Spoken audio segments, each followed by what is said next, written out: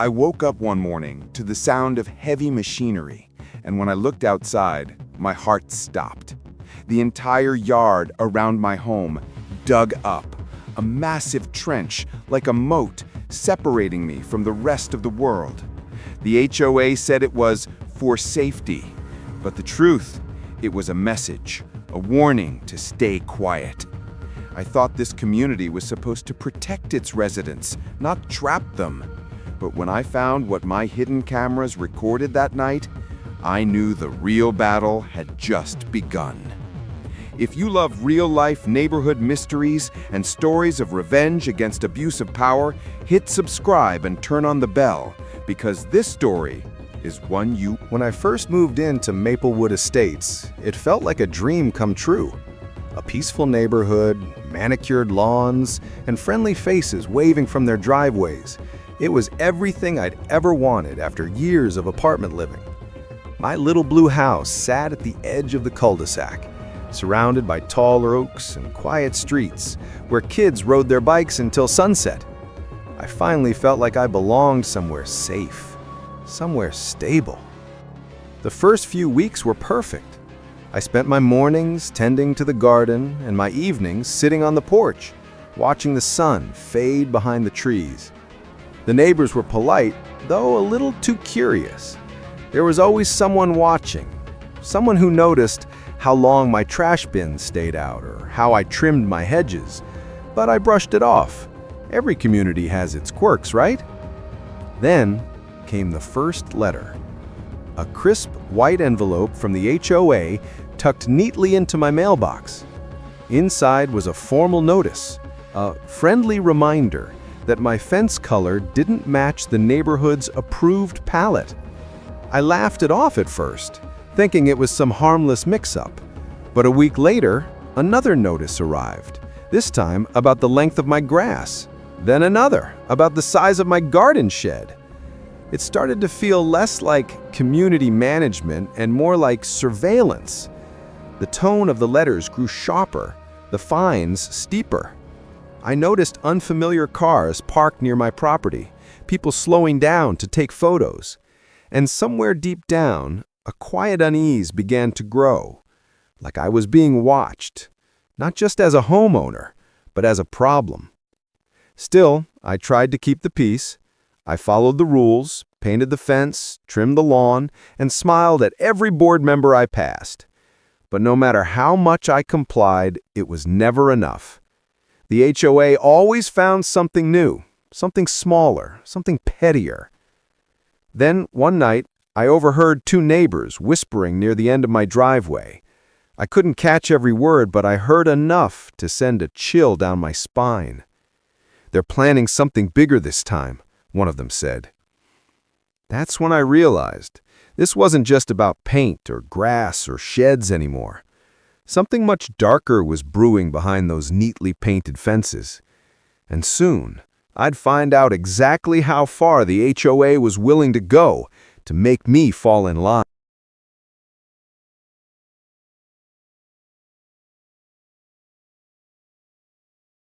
The letters didn't stop.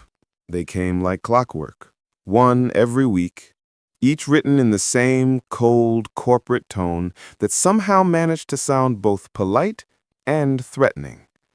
Non-compliance notice. Violation fee. Final warning. At first, I tried to reason with them. I called the HOA office, left messages, even attended one of their meetings. The board sat around a long wooden table, smiling through gritted teeth as if they were performing for an audience. When I asked why I was being targeted, the president, a man named Gregory Hale, leaned back in his chair and said, "We just want to maintain community standards, Mr. Roberts. Everyone's expected to do their part." But I noticed the smirk behind his words, the kind that told me this wasn't about standards at all. It was about control. After that meeting, everything changed. Neighbors who used to wave at me stopped making eye contact. Someone left a pile of garbage near my driveway. Another time, my mailbox was knocked over during the night. I replaced it, and the next morning, it was on the ground again. I started to feel trapped in my own home. Every time I stepped outside, I could sense eyes watching from behind curtains. The HOA fines kept coming, this time for unsightly debris and inadequate landscaping. I tried to fight it, but each appeal was mysteriously denied. Then something strange happened. One morning, as I walked out to get the mail, I noticed small orange flags placed along the edge of my property. They looked like survey markers, the kind contractors use before digging. I hadn't authorized any work. I called the city. They hadn't either. A few days later, heavy machinery arrived. Two men in reflective vests stepped out carrying clipboards and shovels. When I confronted them, they said they were following HOA orders to improve drainage around the property. Drainage? I asked. You're nowhere near the main line. They shrugged, just doing what we were told. By the end of the day, a deep trench surrounded almost half my yard. It wasn't a small channel. It was nearly 2 feet deep and wide enough to trip anyone walking near it. They claimed it was for water runoff, but it felt more like a barrier, a message. That night I stood by my window, staring at the dirt mounds circling my home. It looked like a line drawn in the sand, their line, and for the first time, fear started turning into anger. The next morning I went to the HOA office demanding answers. Gregory wasn't there, but the vice president, Linda, smiled when she saw me. Mr. Roberts, this is standard procedure. You'll find everything explained in your notice. Except there was no notice, no vote, no consent form, just another fine, this time for obstruction of property maintenance. That night I decided to start documenting everything. Every letter, every photo, every word exchanged. Something told me this was just the beginning. And I was right. A few days later, I found tire marks in my yard, fresh ones, curving dangerously close to my porch steps. Someone had driven through during the night. My security lights didn't catch it. They'd been unplugged. I realized whoever was doing this knew exactly what they were doing and where my cameras were placed. So I installed new ones, hidden ones. Tiny, weatherproof, motion-triggered cameras disguised as garden lights and bird feeders. They recorded silently, feeding footage straight to a private cloud. Then I waited. For a while, nothing happened. The neighborhood seemed calm again, almost peaceful. But it was the kind of silence that feels planned. I started to doubt myself. Maybe I was overreacting. Maybe this trench was really just a bad decision, not harassment. Then on a Friday night, around midnight, I heard the sound of engines outside. Not one, several. I looked through the blinds and saw 3 trucks parked near my lawn. Their headlights were off, but I could see silhouettes moving. Men carrying shovels, digging near the trench again. My chest tightened. They weren't fixing anything, they were expanding it. I didn't go outside, I didn't call them out, I just watched and let the cameras record. The footage from that night kept replaying in my mind like a nightmare I couldn't wake up from. Gregory and Linda walking around my house in the dark, carrying a canister, whispering, laughing. The trench, the gasoline, it was all there, recorded from 3 angles. I didn't sleep that night. Every creak in the house, every gust of wind against the windows made my chest tighten. I sat in the living room, lights off, one hand on my phone, the other clutching the flash drive that held every piece of evidence I had. By morning, I knew what I had to do. I contacted the reporter again, Sarah Lang from Channel 7 Investigations. She agreed to meet me at a coffee shop just outside the neighborhood. I arrived early, wearing a baseball cap pulled low. When she walked in, I could see the curiosity in her eyes turn to alarm as I showed her the footage. She watched silently, jaw tightening as Gregory's voice came through the audio. Once this trench fills up, he'll get the message. Maybe next time he'll learn to follow the rules. Sarah looked up, speechless. You're telling me this is your HOA president? I nodded. And vice president, both on the board. She leaned back, exhaling slowly. If this is real, and it sure looks real, they're in serious trouble. Property damage, intimidation, misuse of HOA funds, maybe even criminal conspiracy. But we'll need to verify every detail before we air anything. I handed her the drive. Take it. I've backed it up. Just don't tell anyone where you got it yet. That night, as I returned home, I noticed something strange. The trench was half filled. Someone had come during the day to cover portions of it with dirt, a sloppy attempt to erase what they'd done. But I had the footage, the timestamps, the faces. And soon, everyone else would, too. The next 48 hours were a blur. Sarah's team reached out to the county, confirmed permits, reviewed financial documents, and interviewed former HOA members who had quietly resigned over the past year. The story was unfolding faster than I expected. By Friday afternoon, Channel 7 announced a special segment on HOA corruption in Maplewood Estates, airing that evening. When I saw the promo flash across my TV screen, my heart pounded so hard I thought it might crack my ribs. Gregory must have seen it too, because within an hour I heard pounding on my front door. I looked through the peephole. It was him, red-faced, sweating, fists clenched. "Open the door, Roberts. We need to talk, right now." I didn't move. He banged again, harder.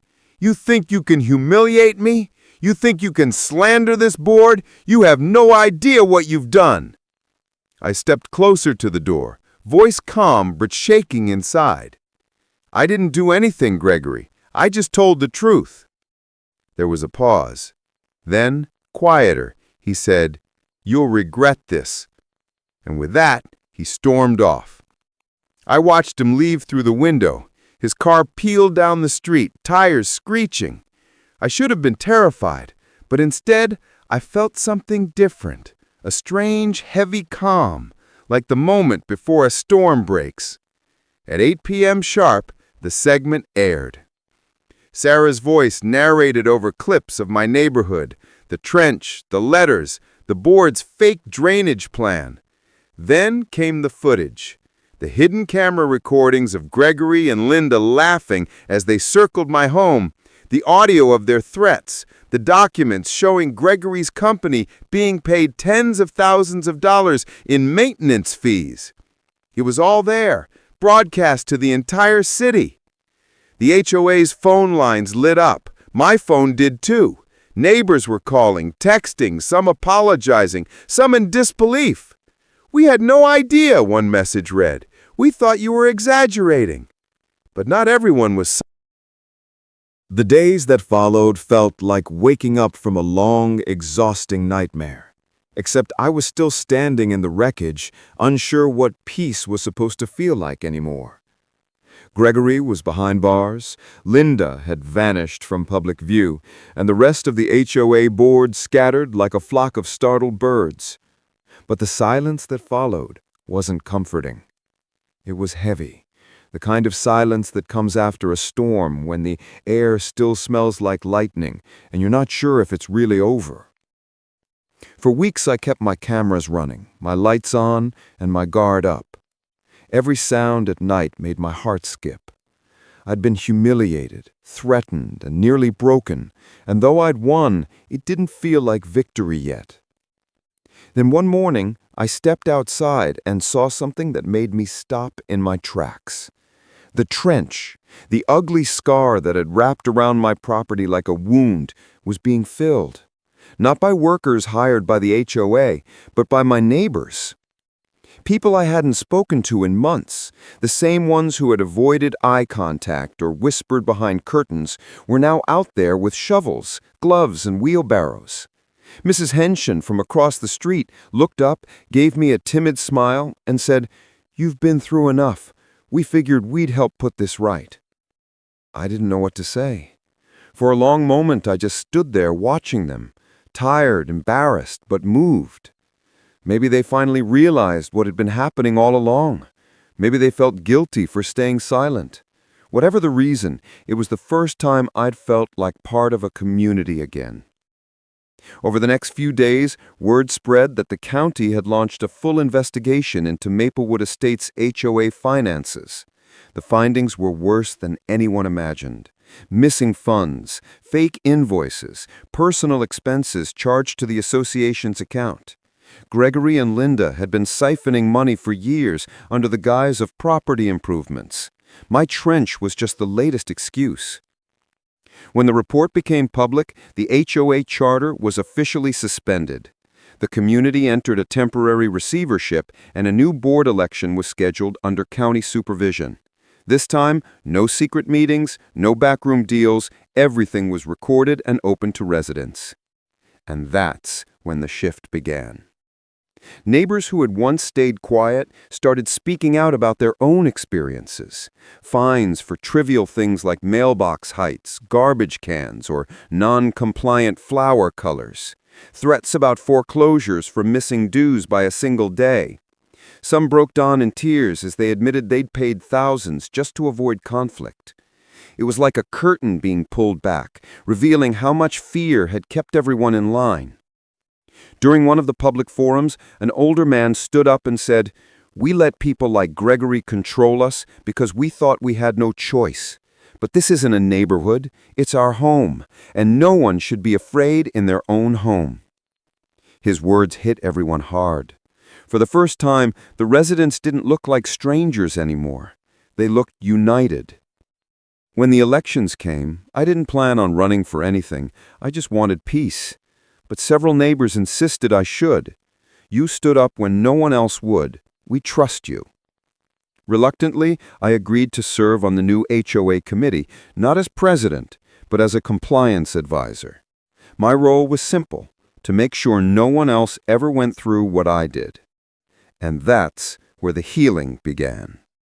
We rewrote the rules, line by line. No more arbitrary fines, no more secret votes. Every decision now required a majority of residents, and every dollar spent had to be publicly listed.